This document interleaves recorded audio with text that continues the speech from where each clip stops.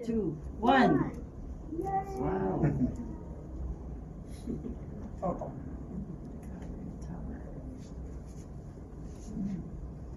It was certainly something new for a very small city. It would become the tallest building in Canada and the tallest observation tower in the Western Hemisphere. It was very unique, and the people involved were very unique, and a real teamwork. It was like a hockey team. It was camaraderie, good fellowship, because it was such a unique project. We were all kind of anticipating it was in the news as they were going to build it. And once it started, yeah, it was in the news all the time. It was neat. It was a real experience to be able to say that, hey, I worked on the tower.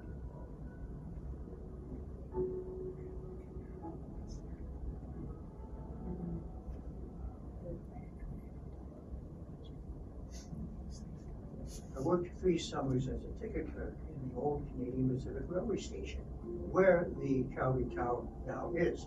I worked the last shift, which was on June the 30th of 1966. The next day, they started demolishing the main part of the station. Well, it was a big thing for all Calgarians. Everybody seemed to be involved because it was a celebration of Calgary in a way.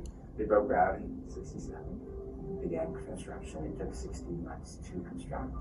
The actual tower, the shaft, the column of the tower only took a couple weeks, basically pouring. The pour was a continuous pour, which was one of the first in Western Canada, quite unique at the time, and still is quite unique that a continuous pour of the tower is done. People were watching to see how many feet per day it made. I think it made 28 feet in one day is the maximum, but the whole thing, the concrete portion went up in 24 days. Magazines and cranes came here, did articles about the Calgary Tower and how it was being constructed. We were working off the elevator, which was just a platform, the A-frame of the, nothing around it, no walls around it, except for the structural steel and the steel studs that had been put up. We had extreme high winds, Chinook winds, and of course, you get up on the tower, and you could see by way of a bomb that the tower would just move, like about 3 feet in total. And so, obviously it's still here 58. I'm getting blown over, but it was a relief, nevertheless. See, we were this high when we found out the DC was higher, so we had the discs on. So we were higher than. So it opened in 68. It's towered over everything. You could basically see for miles and miles many of the tall buildings in downtown Calgary obstructing your view like we do today. I was 16 years old, my brother was 14.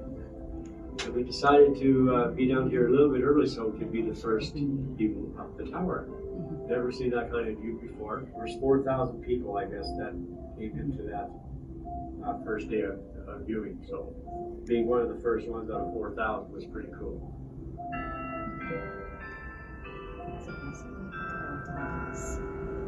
The first carillon was donated to the city of Calgary, and that was done through a donation program through the Dutch community. And the carillon was presented in 1975 as a centennial. The Netherlands people wanted to commemorate the brave Canadians that liberated the Netherlands. When we commemorate the Battle of Walcheren, where many Calgary Highlanders were fighting and perished. So it was very important to have this relationship.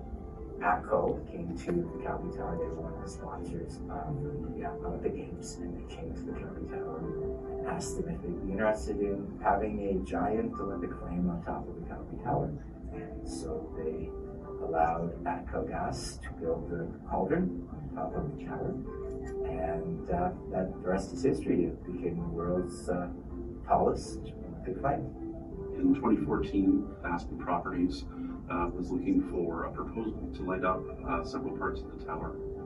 Increasing lighting on a structure like this over time, you definitely get more bang, because you get people going, oh, look what's happening now, look what's happening now.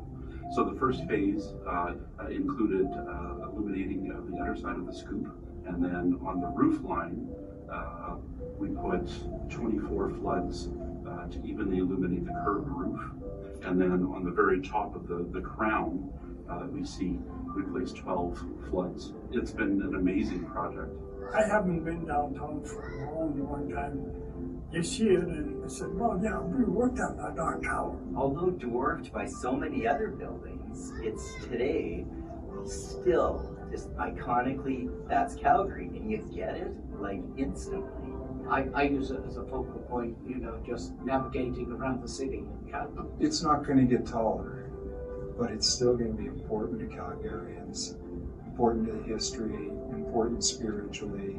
Calgarians care a whole lot about it, and it's a symbol of our city. It's on the news in the background every time you flip it on. It's on Hockey Night in Canada when you look at it. You just become an icon. You just become important to the community. There's a sense of security to know that the tower is there. You can look up and you see the lights. I worked on quite a number of downtown buildings. It'd be the most unique, yeah, by a long stretch, I guess, yeah.